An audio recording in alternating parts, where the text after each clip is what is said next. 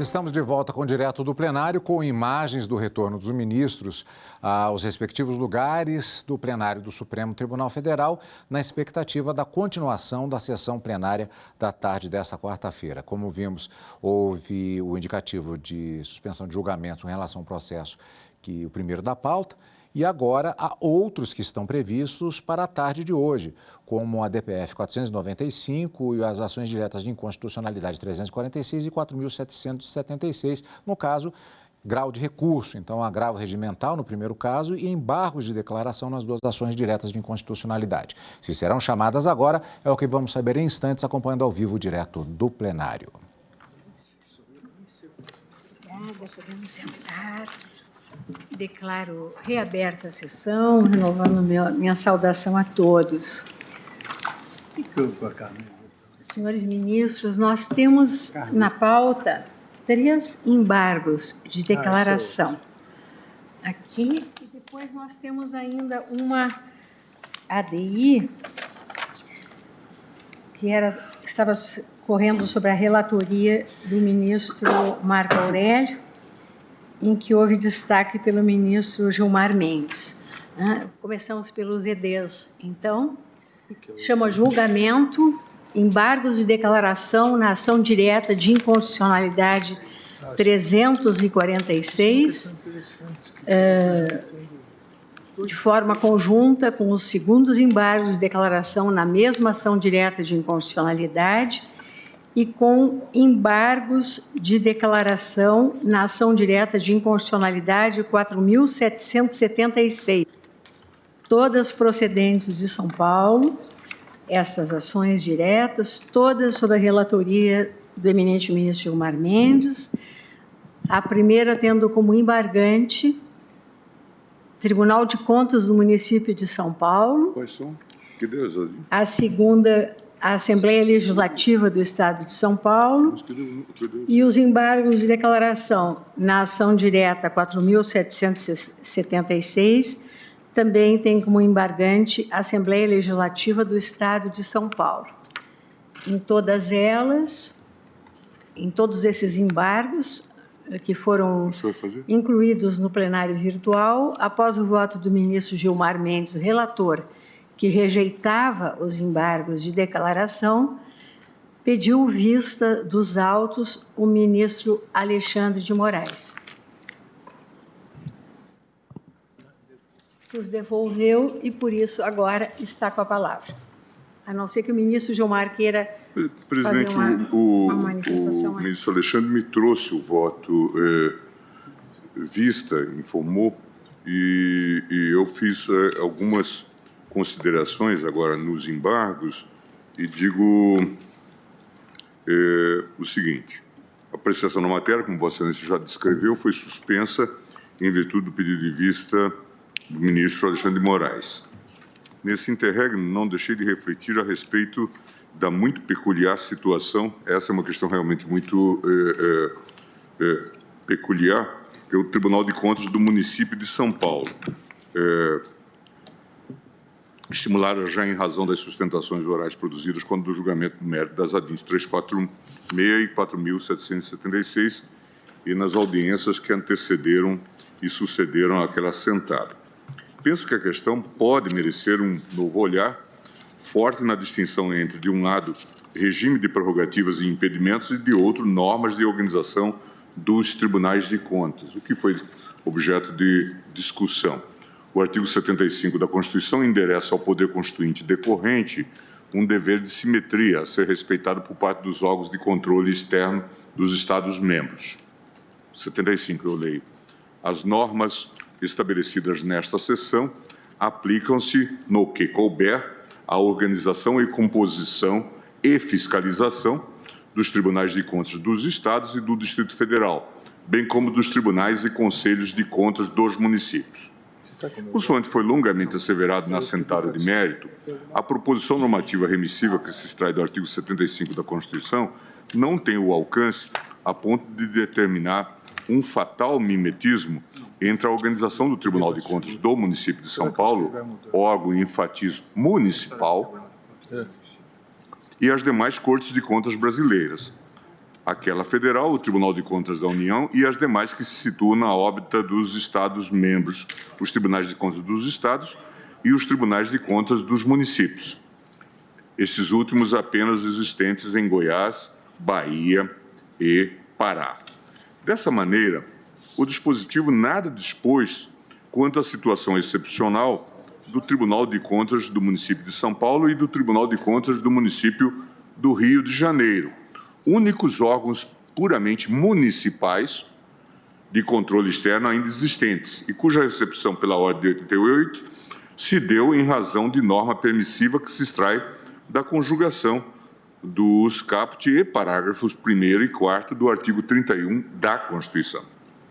É exatamente esse plexo de normas que conduziu esta Corte, na ADIM 4776, à compreensão de que a Câmara de Vereadores do município de São Paulo não se encontra em omissão inconstitucional pelo fato de até hoje não ter instituído um Ministério Público para atuar junto ao Tribunal de Contas do município de São Paulo, órgão, repito, municipal. Também esse conjunto normativo fundamentou a compreensão constante do acórdão ora embargado de que o silêncio do artigo 75 da Constituição quanto aos 2 tribunais de contas de município ainda existentes é eloquente da ausência de vinculação remuneratória em relação aos desembargadores dos tribunais de justiça do Estado, em que geograficamente situado o órgão de controle municipal. Conclusão a que se chega também por razões de autonomia do ente municipal.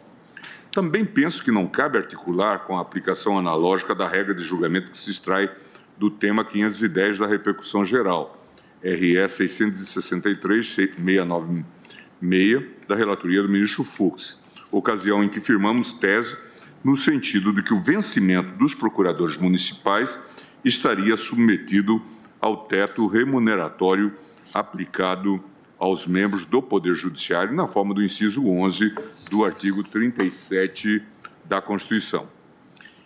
Isso porque, naquele caso, entendeu-se que os procuradores municipais, enquanto integrantes de categoria relevante da advocacia pública, estariam incluídos dentro da expressão procuradores, constante do inciso 11 do artigo 37 da Constituição, ao passo que, na espécie, o artigo 75 da Constituição faz referência apenas aos órgãos de controle externo estaduais, tribunais de contas dos estados e do Distrito Federal e tribunais de contas dos municípios. Estes, como já foi ressaltado, são tribunais estaduais, silenciando, ao que me parece, deliberadamente, sobre os órgãos de controle externo que se situam na órbita do município. Constituição, artigo 31, caput e parágrafos 1º e 4º.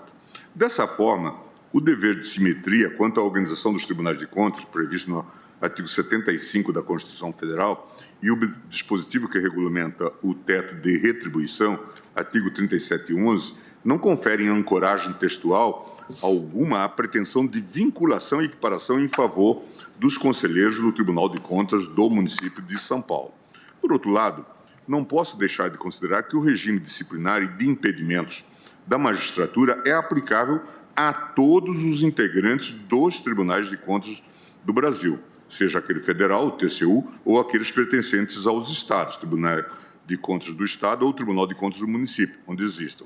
Assim, é por aplicação extensiva do parágrafo 3º do artigo 73 da Constituição que, em relação aos ministros do Tribunal de Contas da União, dispõe que terão as mesmas garantias, prerrogativas, impedimentos, vencimentos e vantagens dos ministros do Superior Tribunal de Justiça, aplicando-se-lhes quanto à aposentadoria e pensão às normas constantes do artigo 40.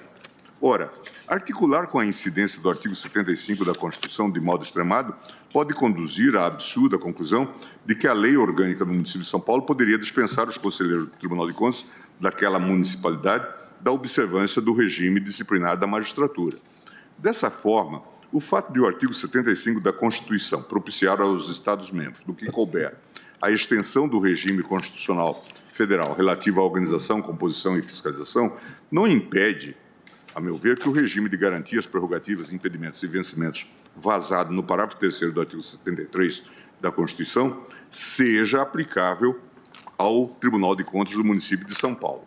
Trata-se, é bem de ver, de uma situação constitucional imperfeita, dada a óbvia ausência de um poder judiciário municipal no Brasil. Assim, impende proceder a um exercício de concordância prática na fórmula de Conrad e Hess. Se é certo que o texto constitucional de 88, artigo 37, inciso 13, impede a vinculação remuneratória dos conselheiros do Tribunal de Contas do município de São Paulo com os desembargadores dos estados, como pontificado pelo plenário no acórdão embargado, não menos exato é que o teto remuneratório do Estado de São Paulo é o referente mais aproximado de um Tribunal de Contas, que precisam observar os mesmos impedimentos e responsabilidades da magistratura estadual. Com esse complemento, portanto, presidente, eu estou conhecendo os embargos e, no mérito, dou-lhes provimento para esclarecer que o teto remuneratório, sem vinculação, portanto, dos conselheiros do Tribunal de Contas do município de São Paulo é aquele observado na magistratura estadual. É como voto. Vossa Excelência, então, está reajustando o voto, Sim. né? Porque, num primeiro momento, havia rejeitado. Pois não. Obrigada, ministro. Perdão, presidente, só para eu entender bem, o que mudou da versão anterior para agora, ministro Gilmar? Eu estou fixando que o teto é o teto do Tribunal de Justiça de São Paulo, embora não haja vinculação do salário. E a fixação é por lei municipal. Exato.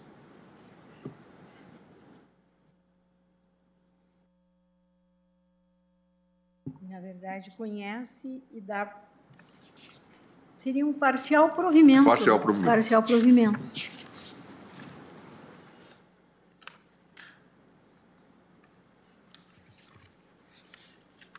Ministro Alexandre. Presidente, cumprimento Vossa Excelência novamente, o ministro Gilmar, relator. Eu nem vou me alongar exatamente como o ministro Gilmar disse, eu havia enviado o voto, inclusive enviei a todos os gabinetes semana passada. A minha única observação feita em relação ao voto do ministro Gilmar é exatamente essa. Em virtude do artigo 73 e do artigo 75 da Constituição, em virtude de só existirem 2 tribunais de contas no município, São Paulo e Rio de Janeiro, e a Constituição vedar qualquer criação, esses 2 devem seguir, nesse sentido de prerrogativas, vencimento e remuneração, de todos os tribunais de contas, e ao paralelo com o Poder Judiciário, Tribunal de Contas da União, o STJ, e tribunais de contas estaduais, o TJ. Eu cito, inclusive, a questão dos procuradores do município, que nós analisamos, e concordo, como foi dito pelo eminente ministro Gilmar, não é algo automático, não é uma vinculação automática. Em respeito à autonomia administrativa dos municípios, a necessidade de lei municipal, mas o teto não é o do prefeito municipal, o teto é do Tribunal de Justiça do respectivo Estado, nos termos, como eu disse, do artigo 73, parágrafo 3º e do artigo 75.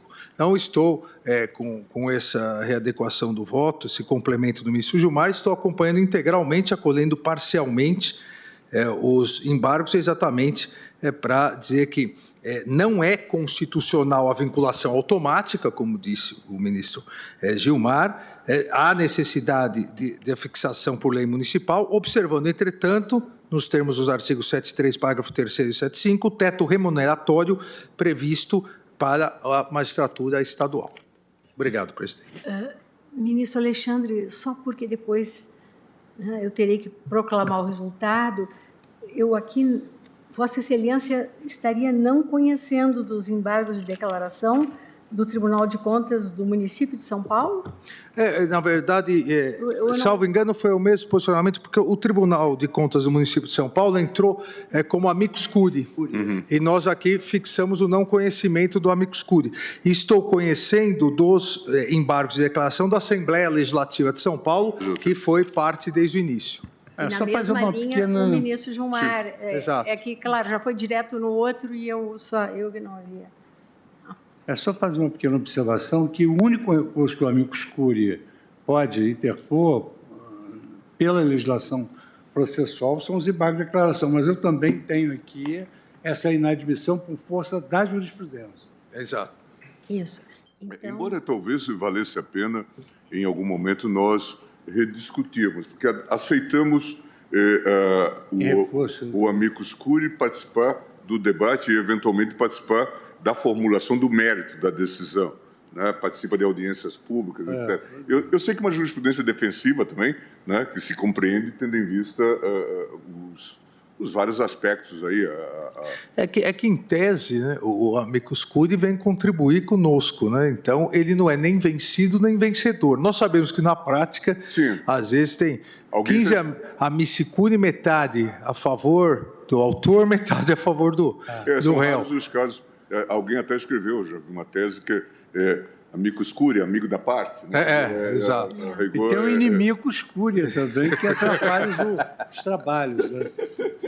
Então, é claro que é uma jurisprudência defensiva, mas faz algum sentido se ela participa do processo. Né? Então, Acho que vale a pena repensar. ministro relator e agora o ministro destacante, que é o ministro... Não, o vistor, no caso. Vistor. Não é destaque, Vistor, foi aqui o vistor, estão não conhecendo dos embargos de declaração na ação do Tribunal de Contas do município de São Paulo, isso quanto à ação 346. E estão conhecendo e dando parcial provimento, nos termos expostos, os embargos de declaração da Assembleia Legislativa de São Paulo. Isso seria. Colhe os votos, ministro André. Está de acordo? Minhas saudações, senhora presidente. Só um pedido de esclarecimento. A ADI 4872 não está incluída nessa mesma... Não, vai ser, seria 4776. Tá. Né? Mas esse para facilitar, eu fiquei só na 346 por enquanto. Tá.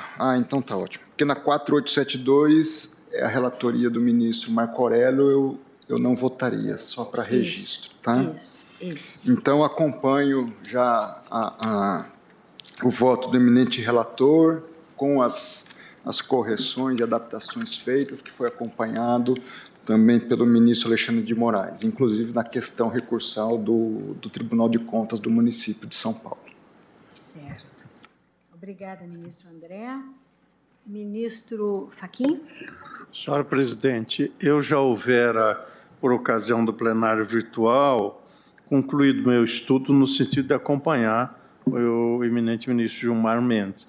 Ao receber o voto vista do eminente ministro Alexandre de Moraes, eu percebi que a questão da não vinculação automática ficou mais nítida, embora fosse ao encontro do que o relator já havia defendido. E com este reajuste, creio que há um encontro de percepções, portanto, eu estou de inteiro acordo com o eminente ministro relator, a partir da contribuição trazida pelo voto vista.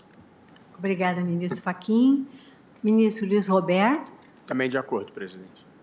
Da mesma forma. Eu também estou de acordo e entendo que nós devemos realmente rever essa jurisprudência da possibilidade de interposição de embargo de declaração pelo amicus curiae, que foi autorizada já em 2016. É o único recurso que o amicus curiae pode interpor. Né? Agora, E aqui tem uma peculiaridade, que no caso específico, o Tribunal de Contas do município. Né? Ele não tem legitimação, obviamente, trata-se de... E, obviamente, mas ele tem todo o interesse em participar do debate. Né? E, no mérito, a Constituição Federal admite os dois tribunais, prega a simetria, que não é a equiparação, e os próprios membros dos tribunais de contas gozam das mesmas garantias da magistratura. Então, eu estou de pleno acordo com o resultado que hora se chega. Certo. Ministro Lewandowski? De acordo. Eu também estou de acordo. Então, com relação a esses embargos de declaração na ação direta de inconstitucionalidade 346, unanimemente se decidiu no sentido do não conhecimento dos embargos de declaração do Tribunal de Contas do município de São Paulo e do conhecimento e parcial provimento dos embargos de declaração interpostos pela Assembleia Legislativa do Estado de São Paulo, nos termos do voto reajustado do eminente relator. Eu já havia pregoado porque se trata da mesma temática, os embargos de declaração na ação direta de inconstitucionalidade 4776, também da relatoria do ministro Gilmar Mendes. E aqui, ministro Gilmar Mendes, também havia o pedido de vista do ministro Alexandre. Vossa Excelência, é a mesma solução? Sim, é o mesmo. O conhecimento Tanto é que o voto é conjunto. Todos de acordo? De acordo. Então, a mesma solução. Conhecimento e parcial provimento dos embargos de declaração, nos termos do voto reajustado do eminente relator.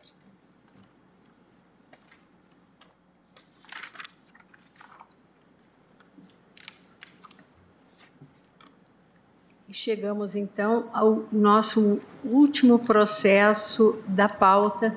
Há um pedido de sustentação oral, é isso? Sim. Certo. Então, eu apregoo a ação direta de inconstitucionalidade 4.872, procedente do Paraná, sob a relatoria do ministro Marco Aurélio, em que requerente o governador do estado do Paraná. Esta ação diz com as ODS 10, 16 e 17, e há um pedido de sustentação oral por videoconferência do Dr. Jorge Haroldo Martins, procurador do estado do Paraná.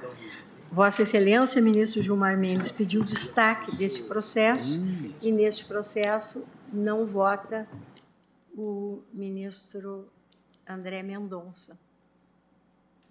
Então, estamos com essa situação singular, porque nós temos o voto do ministro Marco Aurélio, houve pedido de destaque do ministro Gilmar Mendes, o ministro Marco Aurélio, né, prevalece, permanece o voto de Sua Excelência.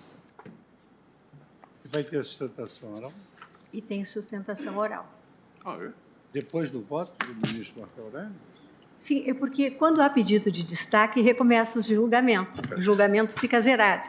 Era um julgamento que estava no plenário virtual. Presidente, nós conversávamos no intervalo sobre alterações regimentais. Até nós já conversamos sobre isso. Podemos analisar eventualmente, depois de começar o julgamento, já feitas sustentações orais no virtual, o destaque recomeça, mas não haveria agora não, porque há previsão, mas não haveria necessidade. Talvez seja uma matéria boa para a comissão de regimento analisar, sem a menor sob a presidência do nosso ministro Luiz Fux. E aqui nós temos com a comissão na sua composição completa, porque ela é integrada pelo ministro Fux, pelo ministro Luiz Roberto, pelo ministro Fachin e por Vossa Excelência, embora suplente. Podemos até votar logo com efeito retroativo. Como hoje nós temos essa tendência ultrapetita, a gente já podia mudar o regimento aqui.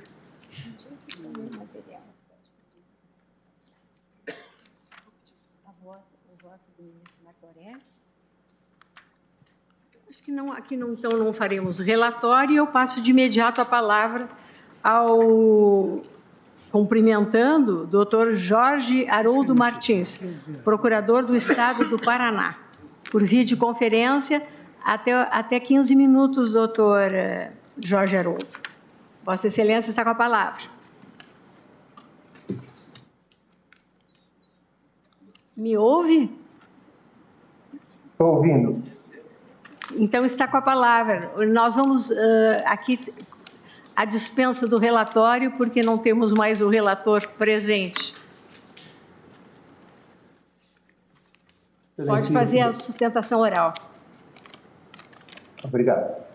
Excelentíssima senhora ministra presidente, Rosa Weber, excelentíssimo senhor ministro relator, excelentíssimos senhores ministros desta corte, excelentíssimo senhor Procurador-Geral da República. Trata-se de uma ação direta de inconstitucionalidade em face de diversos atos de uma resolução número 28/2011 do Tribunal de Contas do Estado do Paraná, que instituiu um sistema denominado Sistema Integrado de Transferências, e também de artigos da Instrução Normativa 61/2011, que foi editada pelo mesmo tribunal e que regulamenta a primeira resolução. A alegação fundamentada que nós trazemos aqui é que tanto a resolução número 28/2011 quanto a Instrução Normativa 61 de 2011, editadas ambas pelo Tribunal de Contas do Estado do Paraná, elas apresentam em diversas de suas disposições verdadeiras regras de direito para o Executivo Estadual e também para o órgão conveniado, usurpando dessa forma a competência do Legislativo, assegurada constitucionalmente, a quem cabe dispor sobre diversas das matérias previstas nestes atos, ou ainda com a própria iniciativa do Executivo Estadual com relação àqueles dispositivos que regulam atividades e procedimentos de órgãos administrativos do Poder Executivo, além de tratar de funções de servidores públicos deste poder. A referida resolução e a instrução normativa são, em realidade, equiparadas a atos legislativos com conteúdo normativo sob a roupagem de uma resolução, pois em vários momentos ela inova a ordem jurídica, atribuindo deveres e obrigações, seja para o Executivo Estadual ou para os jurisdicionados, e que somente, na nossa visão, poderiam ser editadas via decreto do governador do Estado ou de lei respectiva de sua iniciativa. A edição destas normas pelo Tribunal de Contas do Estado do Paraná ofende os limites trazidos pela Constituição Federal nos artigos 70, 71 e 75 da Constituição Federal. Podem ser considerados verdadeiros regulamentos autônomos, hipótese vedada por esse tribunal, como se pode aferir do julgamento da ADI 2439 da relatoria do ministro Gilmar Galvão. De forma mais particular ainda, o STF também já decidiu, em outras oportunidades, pela impossibilidade do Tribunal de Contas emitir atos com efeitos externos, como se pode conferir também no julgamento da ADI número 828, que suspendeu a deliberação do Tribunal de Contas do Estado do Rio de Janeiro. A Resolução 28/2011 regulamenta os requisitos para formalização, execução, fiscalização e prestação de contas das transferências de recursos do Estado ou do município, mediante convênio, termo de parceria, contrato de gestão, em regime de colaboração para entidades privadas sem fins lucrativos, aí incluídas as organizações sociais, as OS, ou as organizações da sociedade civil de interesse público, as OCIPs, dentro de um sistema, como já falado, do Sistema Integrado de Transferência. Se o objetivo é regular órgãos administrativos internos e de fiscalização, não pode o Tribunal de Contas paranaense exceder o seu limite constitucional, editando atos normativos cujos efeitos extrapolam sua competência, ao criar deveres e obrigações a outros entes públicos e seus servidores. A título de exemplo, o artigo 1º da citada resolução determina a aplicação de regulamento editado pelo TCE já para a formalização da transferência, etapa primeira de todo o processo, que envolve apenas atos do Executivo e seus servidores.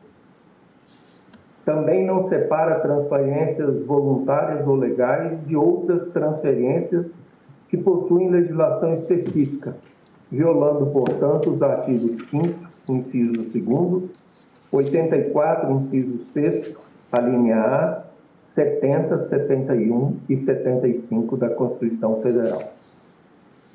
Já o artigo 5º da resolução estabelece requisitos para a transferência, bem como procedimentos de forma cogente para a administração pública, incorrendo em usurpação da competência concorrente do Estado do Paraná, nos termos do que dispõe o artigo 24 da Constituição Federal. Já o artigo 6º e 21 da citada resolução avança na competência do próprio governador do Estado, ao dispor sobre o funcionamento da administração pública, pois define quem pode ser responsável pelo acompanhamento e fiscalização do instrumento de repasse de recursos, incumbência exclusiva do chefe do Executivo.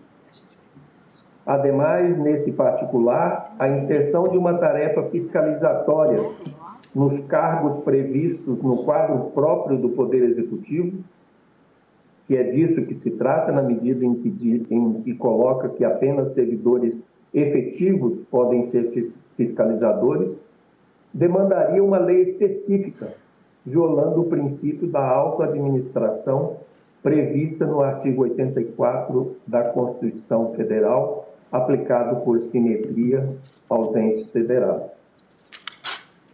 De forma idêntica, os dispositivos do artigo 9º da resolução aqui tratada estabelece penalidades, sustação da transferência ou da sua concretização às entidades privadas sem fins lucrativos, que tenham em sua direção membros do Poder Executivo concedente ou servidor público a este vinculado, hipóteses que violam o artigo 5º, 2º, inciso 2 da Constituição Federal de 88. Isto bloqueia, por exemplo, a possibilidade de transferência de recursos à Agência Paraná de Desenvolvimento, à Eco Paraná, à Paraná Previdência, ao Paraná Cidade, ao Paraná Educação ou mesmo ao Museu Oscar Niemeyer, que só podem cumprir com sua missão institucional mediante a transferência de recursos públicos. Esta matéria só pode ser objeto de regulação pelo Poder Executivo, a quem cabe, em última análise, decidir, mediante o binômio oportunidade e conveniência, a limitação dessa transferência ao ente conveniado. Não é matéria que está afeta a um órgão externo, pelos evidentes impactos causados. Nem mesmo a súmula vinculante número 13, que cuida do nepotismo em órgãos públicos, não investe nas entidades privadas, como ocorre nesse caso concreto. Como se pode notar, a resolução impugnada não se presta para regulamentar a matéria com o alcance pretendido. Seria necessário uma lei específica. Portanto, a resolução número 28/2011 e a instrução normativa número 61/2011 possuem as características aptas à impugnação mediante ação de inconstitucionalidade. Primeiro, não tiram fundamentos de validade de nenhuma lei. Segundo, apesar de serem atos administrativos subalternos, pretendem-se autônomos. Terceiro, possuem caráter normativo de eficácia geral e abstrata. E quarto, não possui idoneidade jurídica para restringir direitos ou criar obrigações. Desta forma, o que se requer aqui é que seja julgada procedente a ADI em apreço, com eficácia ex tunc, para ser declarada a inconstitucionalidade dos dispositivos citados da Resolução número 28/2011 e da Instrução Normativa número 61/2011, ambas do Tribunal de Contas do Estado do Paraná.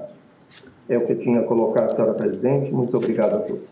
Agradeço ao doutor Jorge Haroldo Martins, procurador do Estado do Paraná, e como o relator proferiu seu voto no plenário virtual e o ministro Marco Aurélio, já aposentado, prevalece, né? Se mantém o voto de Sua Excelência, mas eu só me permito, só para ordenar um pouquinho os trabalhos, lembrar que, neste caso, o advogado-geral da União opinou pelo conhecimento parcial da ação, por faltar fundamentação específica quanto à maior parte dos dispositivos impugnados. No mérito, manifestou-se pela procedência parcial. Já o Procurador-Geral da República também entendeu inobservado o ônus de impugnação específica, mas, na parte conhecida, afirmou que os atos editados pelo Tribunal de Contas do Paraná limitam-se a regulamentar o exercício do controle externo por aquela Corte de Contas, sem inovar nem transgredir os limites constitucionais. Iniciado o julgamento virtual, o ministro relator, Marco Aurélio, apresentou o voto pelo conhecimento e procedência integral da ação direta, conforme a seguinte ementa. Órgão de controle, Tribunal de Contas pode elaborar regimento interno, editar orientação para o exercício do crivo pelos diversos órgãos que o integram, não lhe cabendo editar resolução e instrução normativa, substituindo-se ao Poder Legislativo, do qual é órgão administrativo auxiliar. Este é o voto, em síntese, do ministro Marco Aurélio.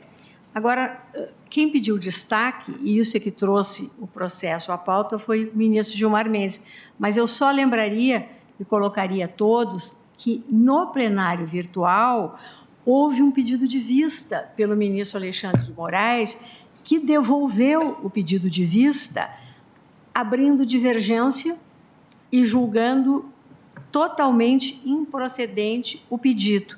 E foi acompanhado lá no virtual pelos eminentes ministros Edson Fachin, Luiz Roberto Barroso e Carmen Lúcia.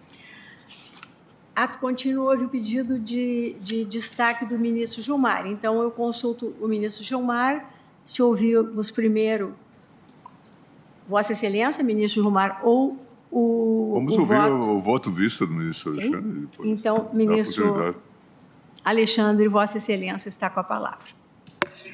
Presidente, Vossa Excelência me permite uma indagação que faço em voz alta. No caso do pedido de vista no virtual, não se mantém o conjunto de votos anteriores à vista, inclusive à vista, e começamos com o voto do ministro que destacou. É apenas uma interrogação em voz alta, no caso de vista, porque o que recomeça é o destaque.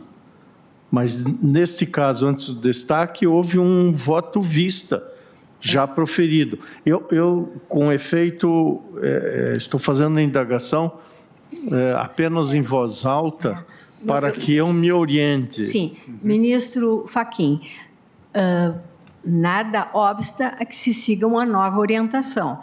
O que nós temos observado, inclusive não faz muito, processo daquela indenização da vida toda, o processo estava encerrado, julgado, quando um ministro, inclusive, que já havia votado, pediu destaque e nós recomeçamos o julgamento. Mas havia vista lá? Mas, me perdoe, ministro, me parece que talvez só se pudesse preservar o voto vista. Porque, sim, por isso que eu disse, inclusive, o voto vista. Não, preservar. Apenas o voto vista é o primeiro voto, o pedido de vista do ministro Alexandre. Porque, ministro Fachin, nós, em alguns casos, realmente iniciamos direto o ministro que destacou. Do ministro que destacou. Em outros casos, quando há o voto divergente, o relator... É que hoje nós não temos o relator. Sim. Hoje nós não temos o relator.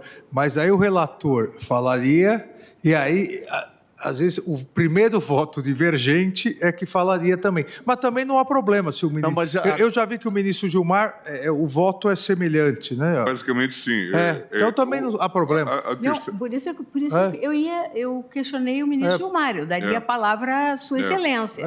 Mas ele pediu que fosse... Foi apenas uma indagação, presidente. Eu Não, também não quero tomar mais tempo com a indagação. Eu que levantei até... julgamento. Ministro Fachin, eu levantei a questão para a ministra Rosa, porque seria o primeiro voto divergente, mas agora eu vi que o voto do ministro Gilmar também é... Sim, mas de qualquer maneira seria muito bom que regimentalmente nós estipulássemos essas questões, porque...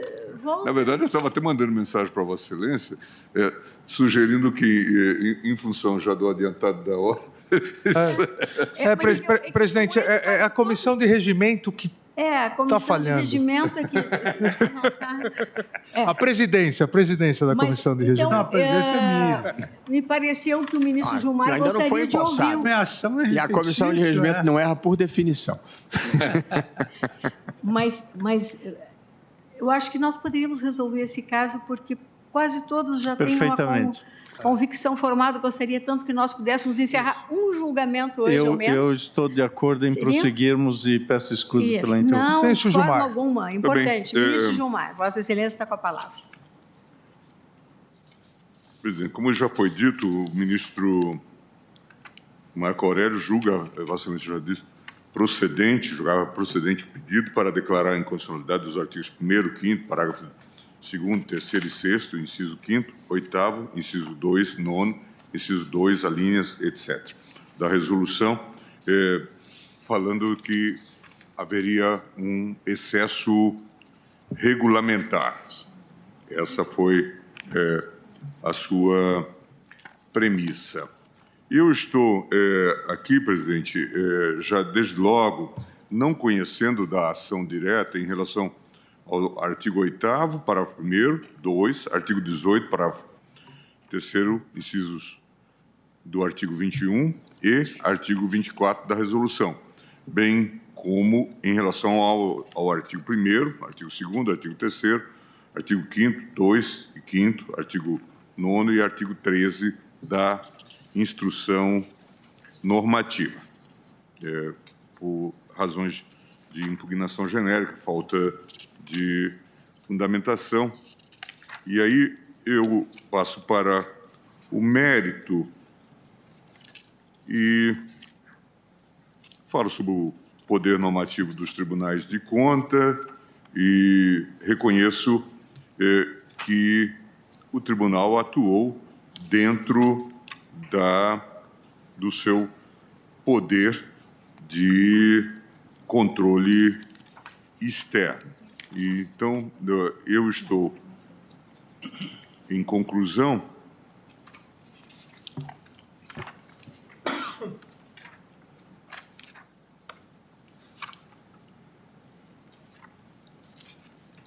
chegando, fora a questão do não conhecimento da ação quanto ao artigo 8º, parágrafo 1º, 2, artigo 18, parágrafo 3º, incisos do artigo 21 e artigo 24 da resolução número 28 de 2011, bem assim quanto ao artigo 1º, artigo 2º, artigo 3º, artigo 5º, 2 e 5º, artigo 9º e artigo 13 da Instrução Normativa 61 de 2012. Na parte em que conhecida, estou julgando improcedentes os pedidos.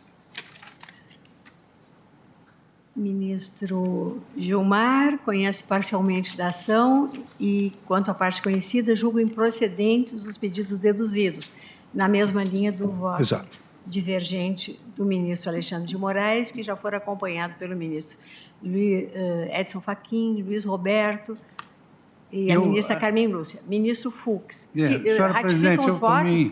Reitero o voto proferido acompanhando a divergência. Obrigada. Da mesma forma, presidente. Obrigada, ministro Luiz Roberto. Senhora presidente, eu não havia votado no PV, plenário virtual, mas eu estou aqui com fundamento num autor que é de muita bem-querença, minha e do ministro Roberto Barroso, o professor Diogo de Figueiredo Moreira Neto, tanto na parte em que ele se refere à teoria dos poderes implícitos aqui a teoria dos poderes neutrais e estou exatamente também concluindo pelo conhecimento parcial e o julgamento totalmente improcedente na parte conhecida. Obrigada, ministro. Senhora presidente, eu reiterei o voto. Vossa Excelência me permite apenas cumprimentar a sustentação oral do ilustre procurador do Estado do Paraná, dessa briosa carreira que tive a honra de integrar, cumprimentando Sua Senhoria pela sustentação oral feita. Obrigada, ministro. Vou juntar voto, né, presidente? Obrigada, ministro. Pois não. Eu acompanho a maioria já formada, senhor presidente. Eu, da mesma forma, tenho aqui as minhas anotações escritas que seguem na mesma linha do voto divergência aberta nesta sessão pelo ministro Gilmar Mendes, quanto ao conhecimento parcial da ação e no mérito pela improcedência dos pedidos deduzidos. Então, eu proclamo o ministro Toffoli. Acho que... Pois não, senhora presidente, acompanho o relator. O relator na verdade, é o ministro... o voto do ministro Gilmar Mendes. Sim. O relator já havia votado Isso. anteriormente. Obrigada, ministro Voto Dias destacado Toffoli. do ministro Gilmar Mendes. Isso. Então, eu proclamo o resultado. O tribunal, por maioria de votos, não conheceu da ação direta quanto aos artigos 8º, parágrafo 1º, inciso 2, artigo 18, parágrafo 3º, incisos do artigo 21 e artigo 24 da Resolução 28 de 2011, bem assim quanto ao artigo 1º, artigo 2º, artigo 3º, inciso 1, artigo 5º, incisos 2 e 5, artigo 9º e artigo 13 da Instrução Normativa 61 de 2011. Vencido o relator, e na parte conhecida, também por maioria de votos, foram julgados improcedentes os pedidos nos termos da divergência aberta pelo ministro Gilmar Mendes e acompanhada pelos demais ministros, todos vencidos igualmente quanto ao mérito. O ministro relator Marco Aurélio lavrará o acórdão ministro Gilmar Mendes. Julgamento encerrado. Eu também agradeço ao procurador, doutor Jorge, procurador Jorge, né, do Estado do Paraná. E declaro encerrado o julgamento. Jorge Haroldo. E a Jorge pauta, Haroldo né? Martins. Isso, obrigada. E a pauta. hoje. E a pauta... Obrigado. E agora, faculto a palavra, todos os ministros, né, já estão acordos quanto ao encerramento da sessão, nada mais a ser dito, e por isso eu declaro encerrado. É um perigo. Difícil hoje, hein, É um perigo essa advertência, que hoje nós estamos com uma tendência expansiva de julgar tudo, ainda que não esteja em pauta. Então, se você abre a palavra... Não, mas eu sempre faculto a palavra, Vossas Excelências poderiam querer fazer alguma observação, né, nesse nosso clima ameno e amigo. Desejo um excelente final de dia a todos. Agradeço a presença, inclusive de todos os que nos assistem. Declaro encerrada a sessão.